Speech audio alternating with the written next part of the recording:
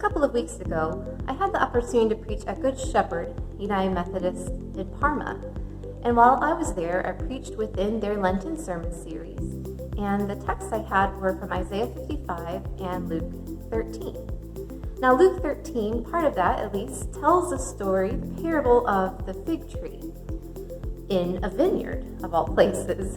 And given the fact that Reverend Paul just preached on Sunday about Jesus being the true vine, that felt like a good partner to this parable. And plus, I shared that message with the people of Good Shepherd. I wanted to share snippets of it with you as well.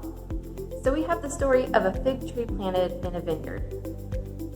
And that got me thinking, I think we all have that experience of maybe driving or walking down the road and we come across something out of place, like a shoe, a random shoe, or a ramshackle building on its last legs, or a really brightly colored house in the midst of a sea of beige.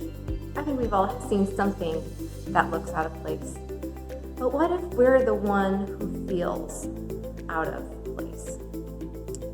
Now, in this passage, we have the story of a vineyard owner who planted a fig tree in his vineyard, and he was looking to this fig tree for 3 years to produce fruit, and it had not.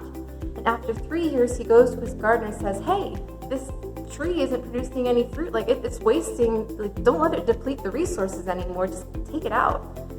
And the vineyard interjects and intercedes on behalf of the fig tree. It says, no, please give it another year, and I'll tend to it. And if it doesn't bear fruit in a year, then we can pull it out. Now, the parables of Jesus raise a lot of interesting questions. But one that seems really interesting here is, why is there a fig tree in a vineyard? It would seem as though something has gone wrong. It really feels out of place.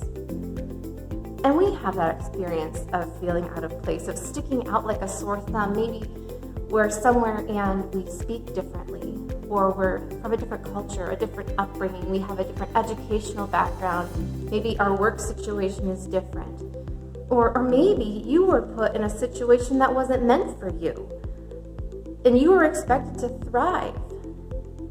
But you were not created for that. Maybe expectations were put on you that don't belong to you. Someone else's hopes, dreams, and vision, but not your own. We can identify with this tree. We are all worthy of the chance and opportunity to grow into who God has called us to be. We were all made with different purposes, and we are all needed in the kingdom of God. This passage reveals God's extravagant love, mercy, and grace. What would it look like for you to live into your unique purpose? What is standing in your way? You are worthy of becoming and living into who God has called you to be. And just like the fig tree, you are not a lost cause. We are not a waste of resources. We matter to God. You deserve audacious hope. You deserve to be nurtured and loved and cared for.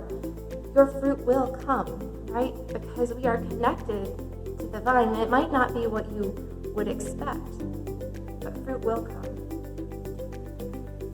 What would it look like in the season of Lent to have audacious hope in what is possible and beyond, because Lent is almost over. And maybe you're not in a season where the fruit is evident. Maybe you're still in that tender growing phase where the fruit is not yet possible, but spring comes. Spring always comes. And the lesson of the fig tree invites us to consider our worth in a society that measures our worth on external outputs like achievements, our productivity, our effectiveness, our successes, our achievements, things we gain. But those are not what matter at the end of the day. And sometimes our worth is measured by our gender identity, our racial identity, our ethnicity. But what if the fig tree never produces figs? Does that make it any less worthy? No. Our worth is not measured by these external outputs, but by the God who created us and calls us beloved. You are worthy of God's love, and you are chosen by God for a unique purpose.